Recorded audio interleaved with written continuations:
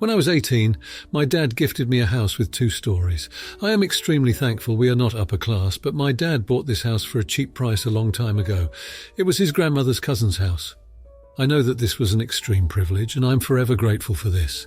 The layout of this building is like an apartment, but it is a house. So basically, each story has its own separate entry, its own kitchen and bathroom. I live upstairs while I rent out the downstairs. My boyfriend, who is 25 years old, moved in with me about 3 months ago, and we have been together for 6 months.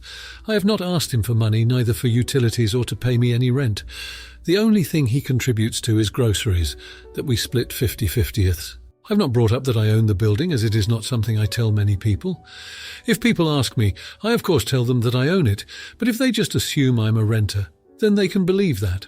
The topic of a landlord, the renter downstairs, or the owner of the building has not been something we have talked about.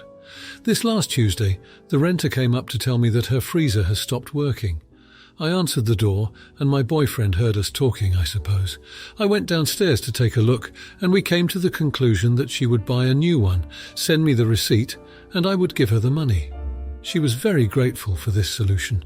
When I went upstairs, my boyfriend asked if it could be fixed. I told him no, but she was going to buy a new one and I would pay for it. He looked at me like I was crazy and asked me why the hell I would pay for her freezer. I told him that because I am her landlord and the freezer was there when she started renting, I would stand for the cost.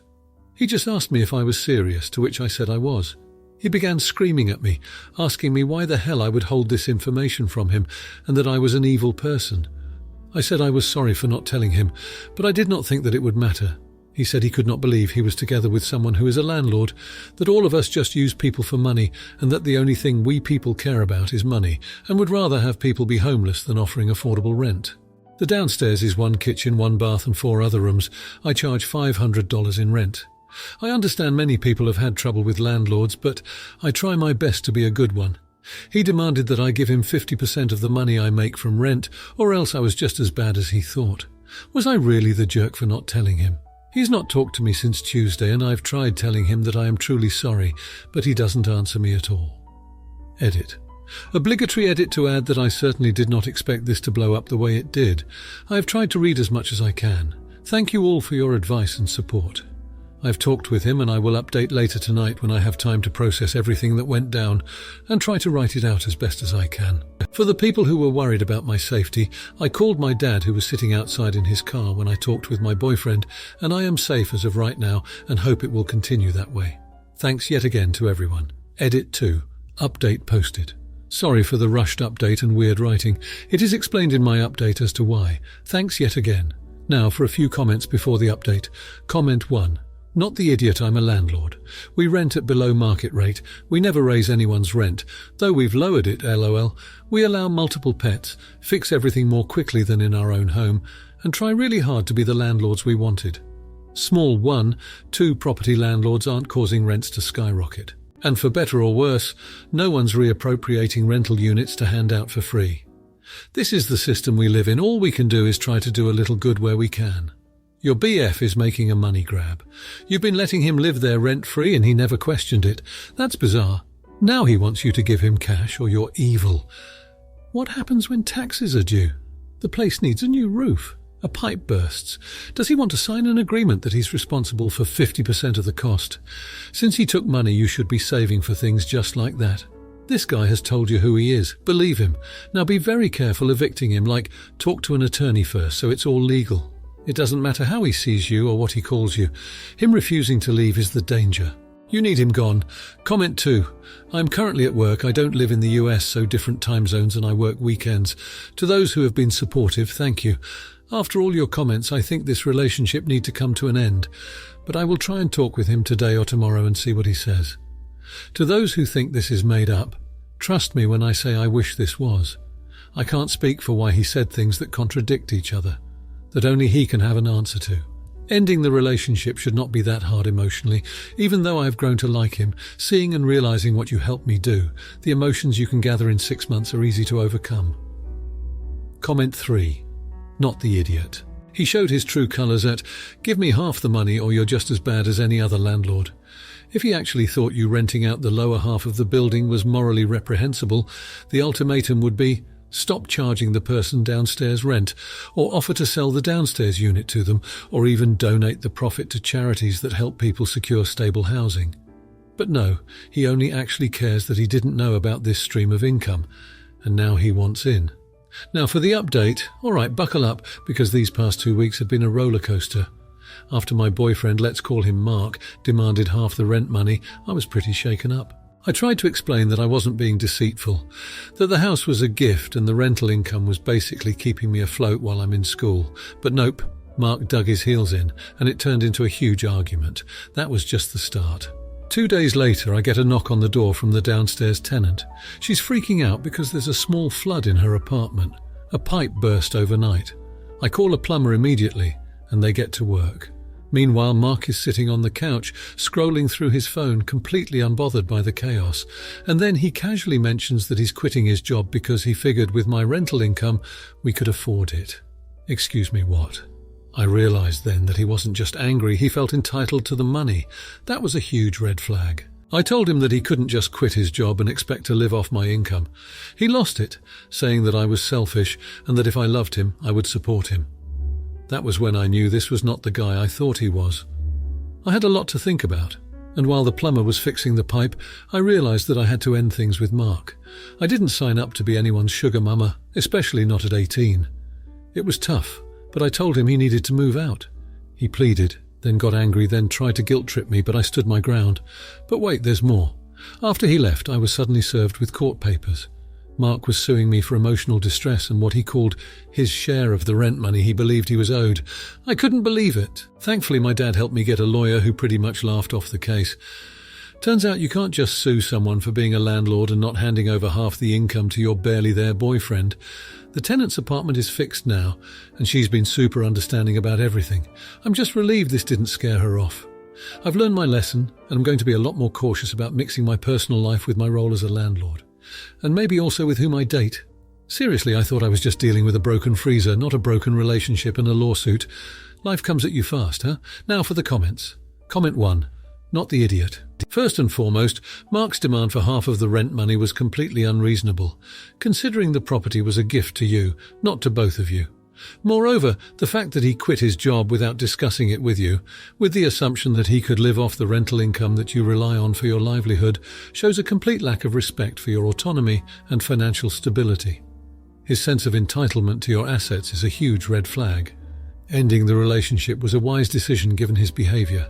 Furthermore, his decision to sue you for emotional distress and a share of the rent money is not only legally unfounded, but also an act of aggression and manipulation.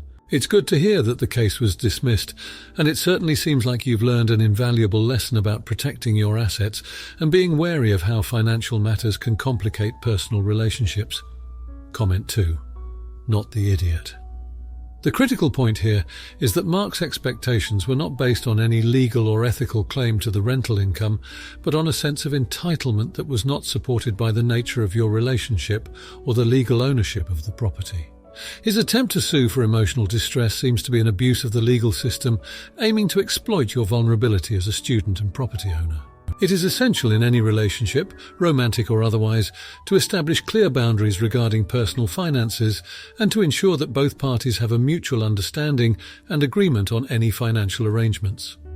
Your father's involvement in securing a lawyer suggests that you had familial support and advice, which Mark may not have taken into consideration. It's fortunate that you were able to resolve the legal issue without further damage, but this situation highlights the importance of establishing legal and personal boundaries in any cohabitation or shared financial situation. Comment 3.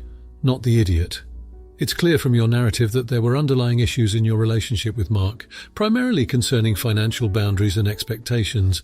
His lack of contribution to the household and subsequent demand for rental income showcase a disregard for the effort and resources you put into maintaining your property and supporting yourself through school. Moreover, the fact that Mark was unmoved during an emergency situation, like the burst pipe, speaks volumes about his irresponsibility and disinterest in the welfare of your tenants, which in turn affects your role and reputation as a landlord.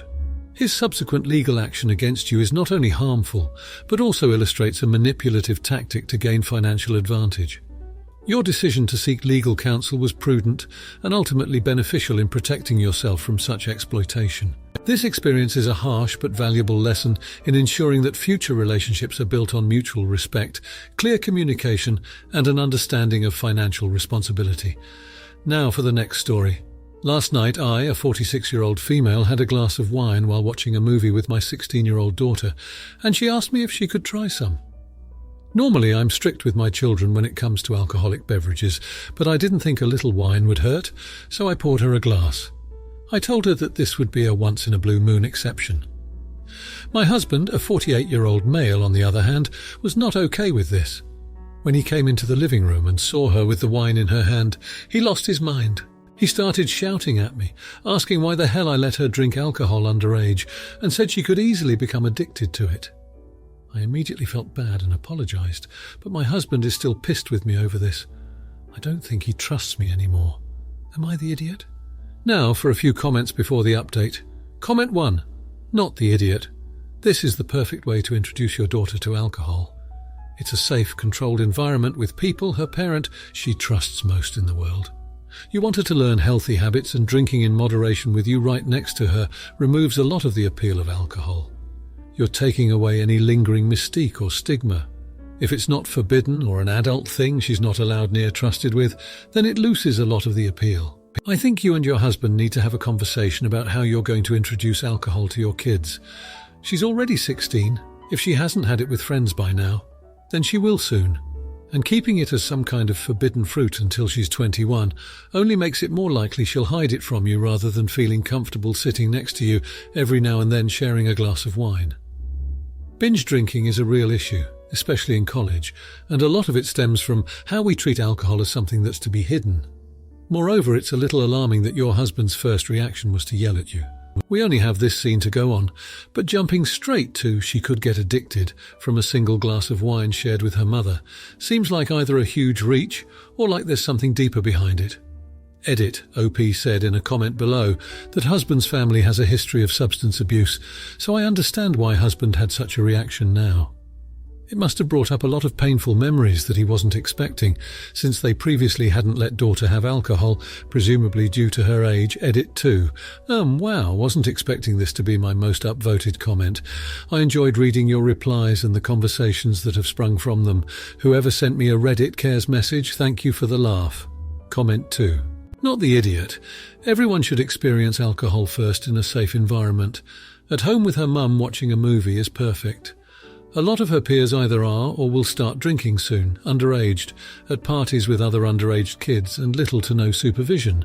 It's not a good environment to be learning how alcohol affects judgment in, and if she's banned from it at home, generally kids will seek it elsewhere because they want to know and they think they are super adult and ready for adult things. I understand his concern, but alcohol addiction doesn't just happen. It's a bad coping method for problems that people become reliant on. Teaching her in a safe environment and being clear it's not something to have all the time and can be bad for you if it is a good way to introduce her to it rather than just waiting for her to be old enough to buy it herself. Comment 3. No idiots here. I used to live overseas, so the drinking age is lower there. 16 is perfectly fine to have a glass of wine. In fact, having a glass in front of a parent really takes the fun and mysticism out of drinking. You made it seem normal because it is, which develops a healthier relationship with alcohol than not. You're not an AH for giving your daughter wine, nor is your husband an AH for getting mad about it. You guys just weren't on the same page. I'm not married, but I'd say it was just a miscommunication. My parents let me try wine and beer when I was around 8 years old. Before people come for my parents, it was just a sip so I could taste them. I thought alcohol tasted pretty bad and I hardly drink now, and I'm 25. Now for the update. So the hubby and I were definitely on thin ice after the whole wine incident with our daughter. Things were frosty to say the least, but last Tuesday it took a turn for the absurdly dramatic. My daughter, bless her heart, tried to play peacemaker by making dinner for everyone. She's got a flair for the dramatic herself, so she set up this whole peace treaty-themed meal. She even made non-alcoholic cocktails, trying to lighten the mood and show she got the message about responsible drinking. Well, the universe must have been laughing at us because halfway through the meal there was a knock at the door. Turns out it was a police officer. My heart nearly stopped. I thought, has something happened to someone we know? But no, it was about us. Our nosy neighbour had seen the wine incident through the window and called the cops, claiming child endangerment. I mean, talk about out of proportion. So there we are, being questioned in our own home about our parenting choices, with our daughter mortified and my husband looking like he was ready to burst a blood vessel. But here's the kicker. As the officer is talking to us, he gets a call on his radio about a real emergency and has to leave abruptly, telling us sternly to handle your family matters more privately in the future. The whole debacle seemed to snap something back into place for my husband. After the officer left, he just broke down, apologising for overreacting and for the Cold War that followed. He even admitted he might have been subconsciously looking for an ally in our daughter during our argument, which wasn't fair to anyone. My daughter, meanwhile, had gone from being caught in the crossfire to mediating a truce, and was now utterly confused whether she should laugh or comfort her father. We ended up choosing laughter. We've been working on communicating better since then. We even had a family meeting where my daughter set some ground rules for us. Can you believe that? We talked about trust, responsibility, and how to handle disagreements without the neighbourhood watch getting involved. And guess what else? My husband surprised us with a family trip. He says it was planned before the wine incident, but I think he's trying to make up for the tension. We're going camping next weekend. No alcohol, no neighbours, just us and the great outdoors. It's either going to be a disaster or the best bonding experience ever. I know this sounds like a plot twist from a soap opera, but honestly it's just life being its unpredictable self. Here's to hoping the next update will be just as wild, but for all the right reasons. Now for the comments. Comment 1. Not the idiot. From the story, it seems like the initial argument over wine was a minor family squabble that could happen in any household. Your daughter's attempt to make amends with a peace-themed dinner suggests that she acknowledges her part in the disagreement and is trying to move past it in a positive manner. The arrival of the police officer due to a neighbour's complaint about child endangerment, however, seems like a gross overreaction on the part of the neighbour and not something within your control. It's unfortunate that the officer had to leave abruptly due to an emergency, but the important part is that your husband recognised his overreaction and apologised for it. The fact that your family is actively working on communication and has had a family meeting to address the issue shows a healthy approach to resolving conflicts. Additionally, your husband planning a surprise camping trip to alleviate the tension is a positive step towards family bonding. It's clear that despite the challenges, your family is making a concerted effort to come together and improve the dynamics, which is commendable. Comment 2. Not the idiot. The narrative provided demonstrates a level of introspection and commitment to family cohesion that is admirable. The initial argument, while regrettable, is not uncommon in family dynamics where differing opinions can lead to heated discussions. What is crucial, however, is the willingness to repair the relationship afterward, which your daughter has shown by cooking a peace-themed dinner. The escalation involving the police seems to be the result of a misunderstanding or an overzealous neighbour, rather than any actual wrongdoing on your part. The positive steps taken after the incident, such as the family meeting to work on communication, are indicative of a proactive approach to conflict resolution. Furthermore, the surprise camping trip your husband is planning represents an opportunity for the family to reconnect and build stronger relationships outside of the home environment. Your reflection on the unpredictability of life and hope for more positive updates signals a forward-thinking and optimistic mindset, which is essential for overcoming family hurdles and fostering a supportive home atmosphere. Comment 3. Not the idiot. It's clear that the conflict in this story stems from a series of misunderstandings and overreactions rather than any intentional harm or negligence on your part. The fact that the argument started over something as benign as wine suggests that there may be underlying tensions that need to be addressed, but the effort made by your daughter to reconcile by cooking a dinner centered around peace is a step in the right direction. The neighbour's decision to call the police seems disproportionate to the situation described and might indicate a lack of communication or understanding within the community. The fact that your family is taking concrete steps to improve communication, such as holding a family meeting, shows a responsible and mature approach to resolving internal conflicts. Moreover, the surprise camping trip is a thoughtful gesture by your husband to bring the family closer together and create a shared positive experience, which can be a foundation for better relationships moving forward. It's also encouraging to hear that you are hopeful and open to the idea that life is unpredictable and are willing to adapt and grow from these experiences. This mindset will likely serve your family well in navigating future challenges. If you liked this video, you'll probably like these too. Also, while you're here, please consider subscribing. It's your support that keeps this channel alive and allows me to make better and longer videos. Have a great day.